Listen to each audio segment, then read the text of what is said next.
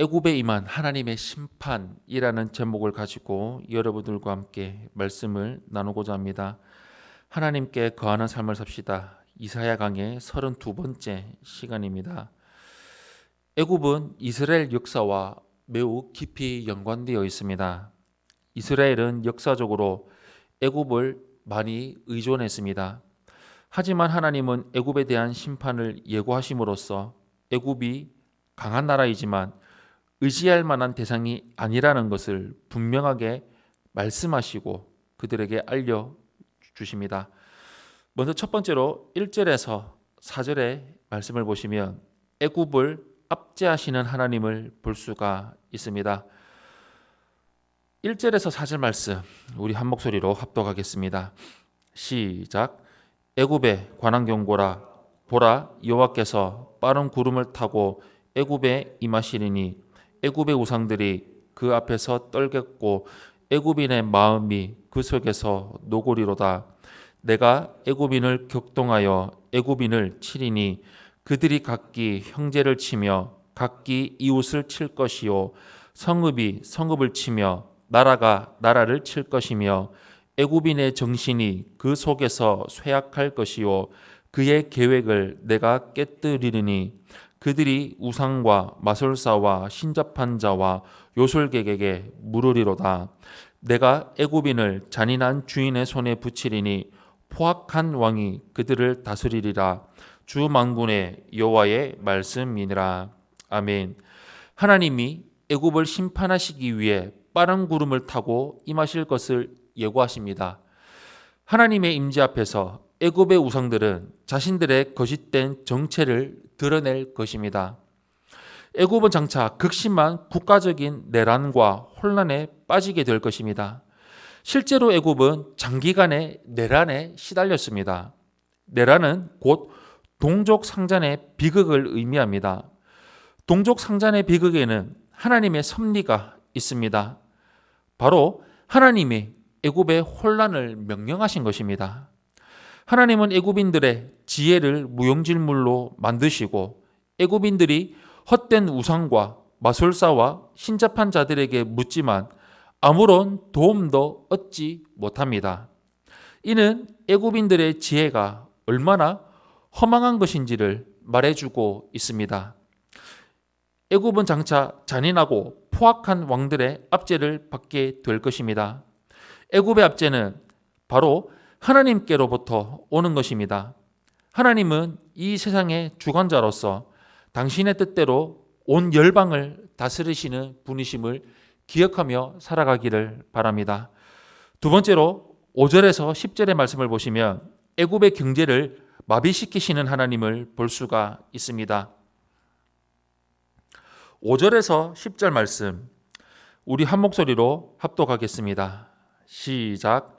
바닷물이 없어지겠고 강이 잦아서 마르겠고 강들에서는 악취가 나겠고 애굽의 강물은 줄어들고 마름으로 갈대와 부들이 시들겠으며 나일 가까운 곳 나일 언덕의 초장과 나일강 가까운 곡식 밭이 다 말라서 날려가 없어질 것이며 어부들은 탄식하며 나일강에 낚시를 던지는 자마다 슬퍼하며 물 위에 그물을 치는 자는 피곤할 것이며 세마포를 만드는 자와 배 짜는 자들이 수치를 당할 것이며 그의 기둥이 부서지고 품꾼들이 다 마음에 근심하리라.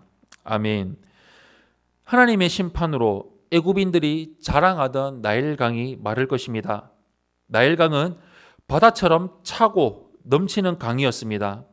하나님의 심판은 그런 나일강을 말려버릴 것입니다. 그 결과로 애굽의 식량과 경제가 심각한 타격을 입게 되고 나일강을 중심으로 세워진 애굽의 풍요는 무너지게 될 것입니다. 기근이 심해지면 강에서 악취가 납니다. 기근으로 나일강 주변의 식물들도 말라 죽습니다. 나일강의 기근은 곧 애굽 전역에 사막화를 초래하며 목축업과 농업에까지 심각한 타격을 입힐 것입니다. 애굽은 유례없는 흉년을 맞이하게 될 것입니다. 어부들은 더 이상 생계를 이어갈 수 없게 됩니다. 세마포를 만드는 자들과 배 짜는 직공들도 망연자실하게 됩니다. 애굽에 임한 기근은 모든 사람에게 엄청난 고통을 안겨주게 될 것입니다. 이렇듯 하나님은 애굽의 풍요를 단번에 마비시키십니다. 인간의 풍요로움도 모두 하나님의 주권 가운데 있는 것을 기억하시기를 바랍니다. 마지막 세 번째로 11절에서 15절의 말씀을 보시면 애굽을 어둡게 하시는 하나님을 볼 수가 있습니다. 11절에서 15절 말씀 우리 한 목소리로 합독하겠습니다. 시작. 소안의 방백은 어리석었고 바로의 가장 지혜로운 모사의 책략은 우둔하여졌으니 너희가 어떻게 바로에게 이르기를 나는 지혜로운 자들의 자손이라 나는 옛 왕들의 후예라 할 수 있으랴. 너희의 지혜로운 자가 어디 있느냐. 그들이 만군의 여호와께서 애굽에 대하여 정하신 뜻을 알 것이요 곧 내게 말할 것이니라. 소안의 방백들은 어리석었고 노베 방백들은 미혹되었도다. 그들은 애굽 종족들의 모퉁이 돌이 되었거늘 애굽을 그릇 가게 하였도다. 여호와께서 그 가운데 어지러운 마음을 섞으셨으므로 그들이 애굽을 매사에 잘못 가게 함이 취한 자가 토하면서 비틀거림 같게 하였으니 애굽에서 머리나 꼬리며 종려나무 가지나 갈대가 아무 할 일이 없으리라. 아멘. 소안은 애굽 삼각주 북동쪽에 위치한 도시입니다. 소안의 방백들은 애굽의 최고 지도자들을 의미합니다. 그런데 하나님의 심판으로 그들의 지혜가 어리석은 것으로 드러나게 될 것입니다. 바로의 최고의 모사의 지혜도 하나님의 심판의 앞에서는 무용지물에 불과합니다. 애굽의 그 어떤 지혜자도 하나님의 뜻과 계획을 알지 못합니다. 오직 하나님의 뜻은 계시의 말씀과 성령의 은혜로 주어집니다. 놉은 애굽의 주요 도시입니다. 놉의 방백들 역시 하나님에 의해서 어리석은 자들로 판명되게 될 것입니다. 이들이 비록 모퉁이 돌처럼 애굽을 떠받치는 지도자들일지라도 한결같이 하나님의 섭리로 어둡게 될 것입니다.